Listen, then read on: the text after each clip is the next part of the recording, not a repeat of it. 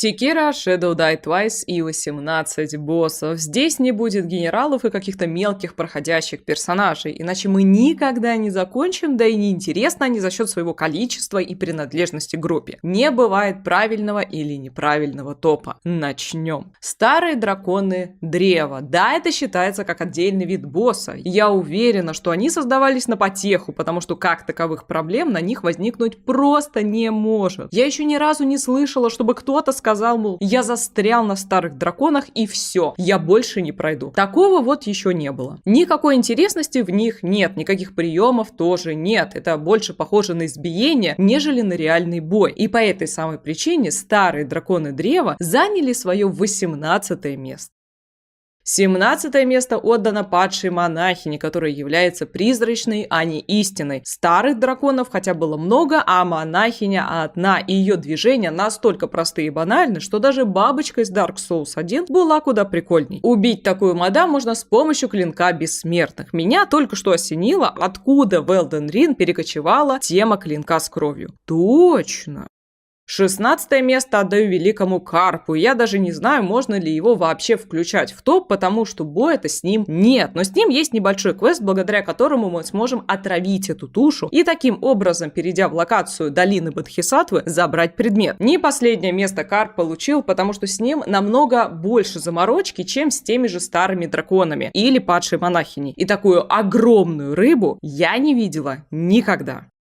15 место отдано великому змею. Какой же он красивый, но довольно проходной, на самом деле боя тоже с ним нет. Я бы не назвала это избиением, но мы просто спрыгнули сверху и попали точно в цель. Змея, конечно, огромная и встречается нам изначально между скалами, где, собственно говоря, и получила вилкой в глаз. Но помимо ее габаритов и местонахождения у самого боя-то нет. Либо она нас убивает, либо мы ее в конце. Все.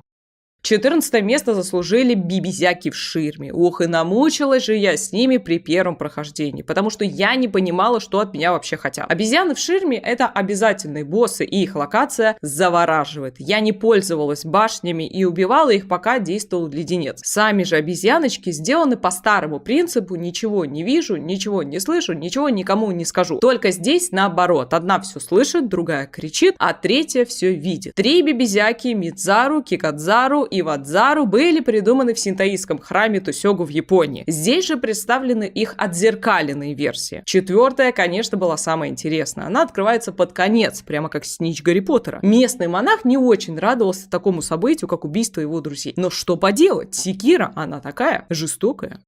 13 место Гёбу Масатака Анива отлетел со 2-го трая при первом прохождении, и я даже не ожидала, что он будет такой легкий, хотя первые боссы мне обычно давались тяжелее, по крайней мере в прошлых играх и в Элдене. Да, он интересный, учитывая, что до Секиро вообще не было конников и локация супер, но он не вызывал лично во мне какой-то бури эмоций. На нем очень хорошо действовал подцеп крюком. Таким образом можно закрутить Гёбу и нанести пару ударов. Босс действительно очень легкий, хоть и машет своим копьем в разные стороны, и для Sekiro Shadow Die Twice очень эффектный.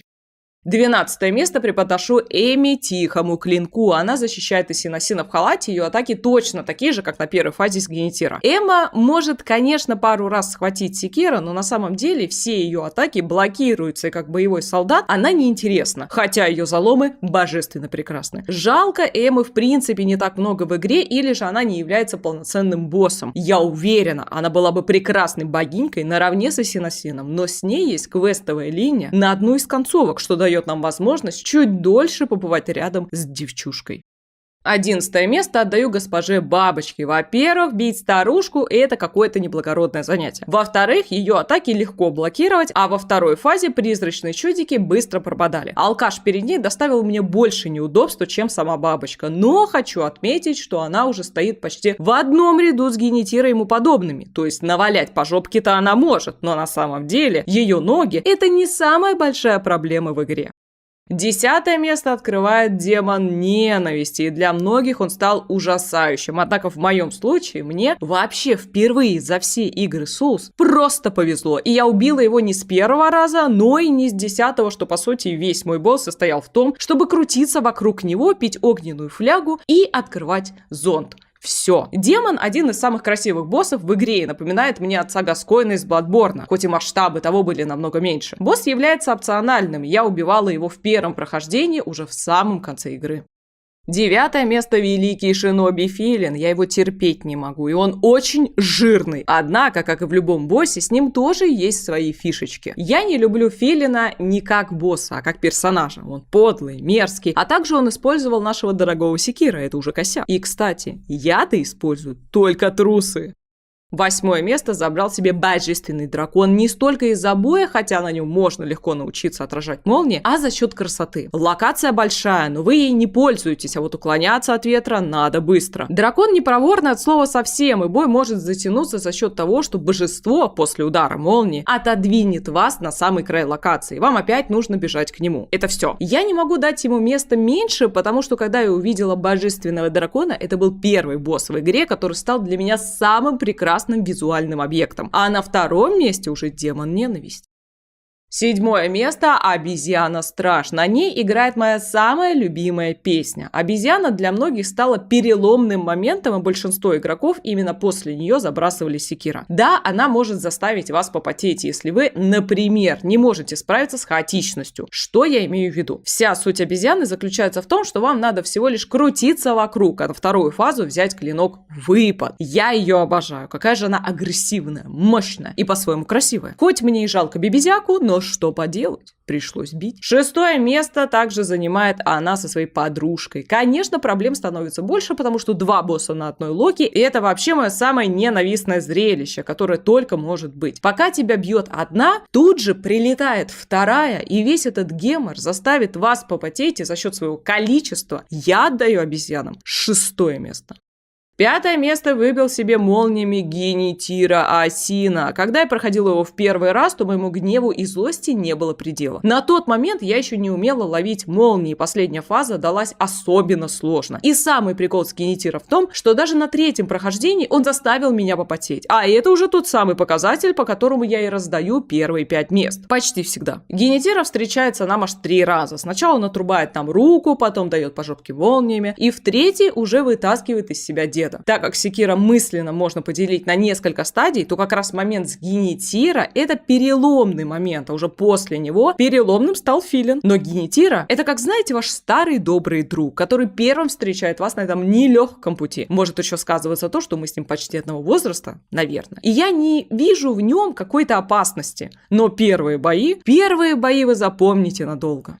4 место — истинная падшая монахиня. Вот на ней, я помню, застряла так застряла. Могу поставить ее вровень с Синосином на самом деле, потому что последняя фаза уж как-то тяжело мне давалась. Серьезно. 2-я фаза пропускается и можно убить Светки, но если ходить нормально, то 3-я — это какая-то жуть была лично для меня, потому что я постоянно путала, когда она начинает пускать вот эту свою ядовитую херню, а когда мешает копьем, и таким образом монахиня заставила меня посидеть на ней. Я до сих пор не понимаю, что там от монахини, если по голосу это вообще монах-извращенец чистой воды. 3 место. Выбор очень сложный, прям действительно сложный, но все-таки. И Синосина в халате будет на 3-м месте, а не на 2-м. В общем, с ним история какая. Я до него никак не могла дотянуться, от слова совсем, и он казался мне каким-то нереальным. Прошел год, в январе я снова села за секира и убила Исина на 2-й день, как только вспомнила управление. Капец. Я была в шоке, вы даже не представляете, какое облегчение я испытала в этот момент, а всего лишь надо было встать на дверь, на которой не было огня. У него очень мало атак, и самое дикое — это когда он делает огонечек, потом подлетает к вам и начинает долбить своими лезвиями. Кстати, именно этот прием использует моление. На минуточку. 2 место забрал себе сам, без моего абсолютного ведома, Филин, отец в поместье Хирата. Ситуация, значит, была такая. Я открыла его только на самом последнем прохождении, и он был очень сложный. Да, у него не так много атак, но на 2-й фазе Филин, к сожалению, часто устраивает обман. То есть ты к нему подходишь, а он уже упорхал. Бой затягивается до ужаса, и при этом его испарение в воздухе — это рандом. Бьет Филин так же сильно, как и на другой локации, но здесь у него добавились новые плюшки, и в силу этого Филин становится сильнее и подлее. Первое, почетное, намоленное и умопомрачительное место у кого? Как будто здесь есть какие-либо варианты, учитывая, что дед рвет всех как тузик грелку. Сколько я на нем настрадалась, боже ты мой, это было что-то ужасное. Третью фазу несколько недель я не видела вообще, и только спустя, наверное, месяц без преувеличения, а то и преуменьшения, я наконец-то добила его. Слушайте, ну на данный момент это самое дикое, что было для меня. Я никак не могла поспеть за Исином, уж тем более перейти на 4-ю фазу. До сих пор он является самым жирным боссом по количеству фаз, и это, конечно, жуть. Да, здесь все продумано. Конечно же, мол, первая фаза быстрая с Генитира, вторая медленная с Исином, а последующие две это ловля Микири и ловля молний. Но, когда я убивала его в первый раз, то молнию еще ловить не научилась. Это уже последний бой, длился, может, минуту-две или одну максимум. А на первом прохождении я, конечно, обалдела. Исин заставит тебя почувствовать все эмоции и станет твоим личным наставником. Ты научишься уклоняться, быстро двигаться и защищаться. Однако все эти фишки ты получишь только со временем, потому что в самом начале тебя ждет миллион смертей, безжалостных и жестоких. Исин Асин — это мощь, стать, храбрость, жесткость, острый ум и отличная реакция. Тот самый дед, который даст фору любому молодому пареньку. Люблю таких мужчин, как Исин. Если бы он еще не бухал, цены бы ему не было. Вот такой незамысловатый топ у меня получился. Возможно, предсказуемый, а возможно и нет. Но точно не последний, ведь еще есть Dark Souls 2, 3, Bloodborne и Elden Ring.